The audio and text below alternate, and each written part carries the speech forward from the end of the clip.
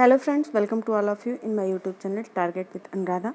आज हम लोग हमारा इतिहास एवं नागरिक जीवन जो कि कक्षा 8 की SCERT द्वारा प्रकाशित पाठ्यपुस्तक के 11 चैप्टर को मैंने लिया है। आज स्वतंत्र भारत की चुनौतियां एवं विकास, इसकी स्टडी करेंगे। तो अगर आपको वीडियो अच्छा लगता है तो इसे लाइक करिएगा, साथ ही साथ शेयर और सब्सक्राइब कर दीजिएगा। तो चलिए फ्रेंड्स, शुरू करते हैं। सन 15 अगस्त 1947 को भारत स्वतंत्र हो गया। 14 अगस्त की मध्य रात्रि में जवाहरलाल नेहरू ने संविधान सभा में अपने एक ऐतिहासिक भाषण में कहा, रात को 12 बजे जब पूरा विश्व सो रहा है, तब भारत जीवन और स्वाधीनता की ओर अग्रसर है। भारत की करोड़ों जनता का सपना अब सच हो चुका था, किंतु स्वतंत्र भारत के सामने अनेक समस्याएं व चुनौतियां थी। स्वतंत्र भारत की तत्कालीन समस्याएं। पहली तो शरणार्थियों की समस्या। देश के विभाजन के बाद भारत और पाकिस्तान में हुए सांप्रदायिक दंगों के कारण पाकिस्तान से भारत आए लगभग 75,000 हिंदू, सिख और मुसलमान शरणार्थी भाइयों को बसाने की समस्या। इसका जो निदान भारत सरकार ने करोड़ों रुपए खर्च करके इन शरणार्थियों को बसाया। शरणार्थियों को बने हुए मकान एवं भूमि दी गई। दूसरी जो समस्या थी, देशी रियासतों का भारतीय संघ में विलय की समस्या। जब हम आज़ाद हुए तो देश में कुल 562 रियासतें थीं। यदि रियासतें भारत में न मिलती तो यह देश कई टुकड़ों में बंट जाता और गृह युद्ध हो जाता।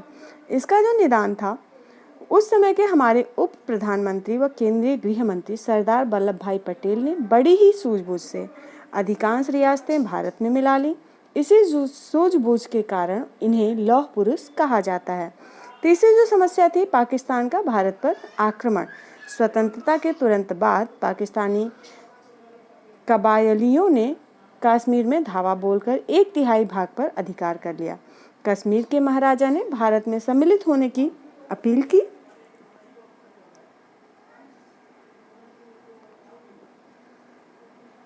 इसका जो निदान था, भारतीय जवानों ने कश्मीर से कबायलियों को खदेड़ दिया। कश्मीर भारत का अभिन्न अंग बन गया। कश्मीर का 1/3 हिस्से पर पाकिस्तान का आज भी अनाधिकृत कब्जा है। आर्थिक समस्या। अगली समस्या थी, स्वतंत्रता के बाद कृषि की स्थिति अच्छी नहीं थी। हमारे देश में गेहूं और जूट उत्पादन के अधिकांश सिंचित क्षेत्र पाकिस्तान के हिस्से चले गए थे। देश में बढ़ती जनसंख्या के कारण खाद्यान्न की समस्या थी। गेहूं विदेश से आयात किया जाता था। इसका निदान था कि सरकार के लगातार प्रयास के कारण देश में खाद्यान्नों का उत्पादन बढ़ा। इसके लिए जमींदारी प्रथा को समाप्त कर दिया गया और काश्तकारों को भूमि दी गई। आज हमारे देश में खाद्यान्न दूसरे देशों को निर्यात भी किया जाता है। स्वराज की चुनौती। पहला, संविधान का निर्माण। 15 अगस्त 1947 के बाद भारतीय संविधान सभा एक प्रभु सत्ता संपन्न संस्था हो गई।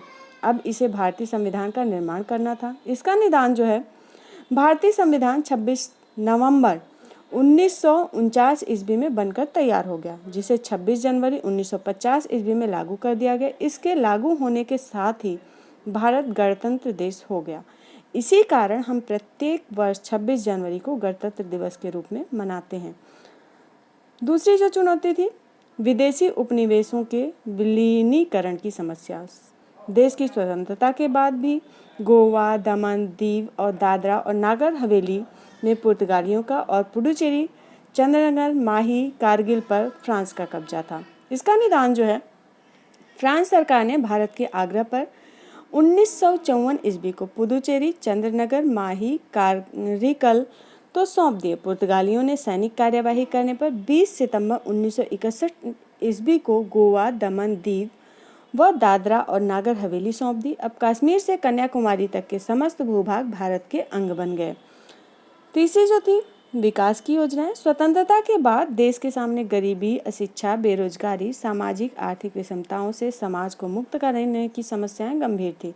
इसका निदान सरकार ने देश में सभी क्षेत्रों का चरणबद्ध तरीके से विकास के लिए 15 मार्च 1950 ईस्वी में योजना आयोग का गठन किया।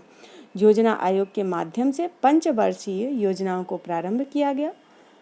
1 अप्रैल सन 1951 को प्रथम पंचवर्षीय योजना लागू की गई। 31 मार्च 1917 ईस्वी तक 12 पंचवर्षीय योजना पूर्ण हो चुकी है।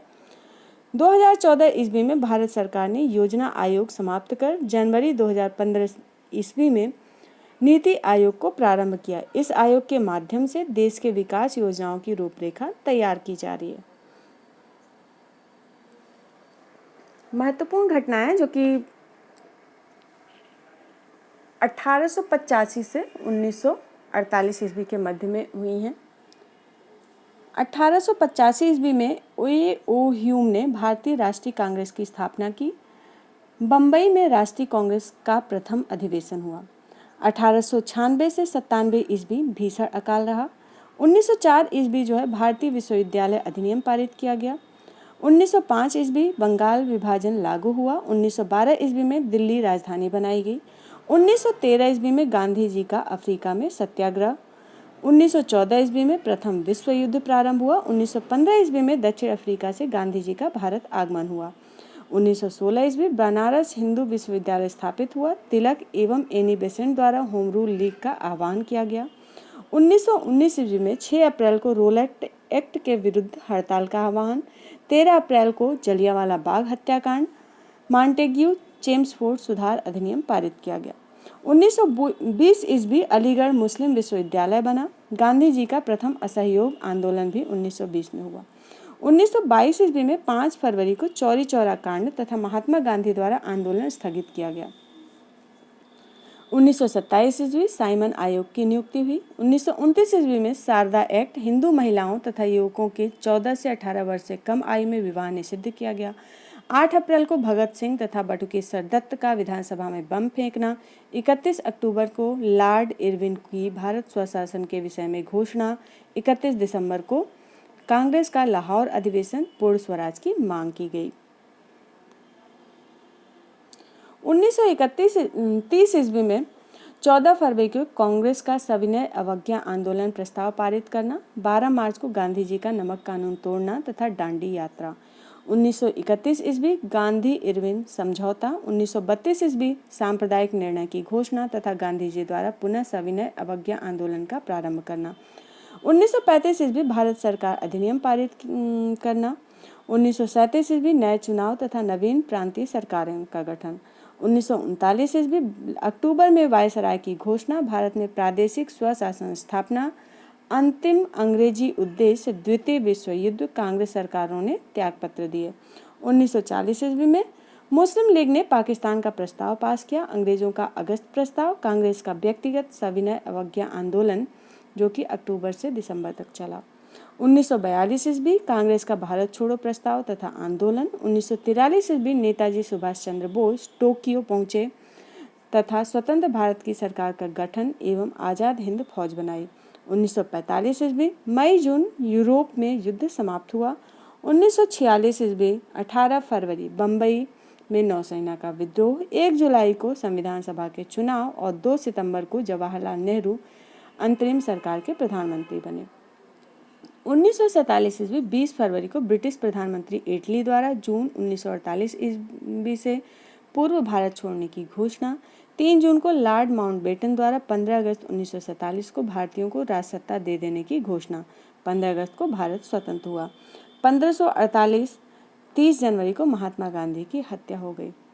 तो फ्रेंड्स आज के लिए बस इतना ही। वीडियो कैसा लगा? आई होप अच्छा लगा होगा, तो इसे लाइक ज़रूर करिएगा और साथ ही साथ शेयर और सब्सक्राइब कर दीजिएगा। Thanks for watching. Bye bye.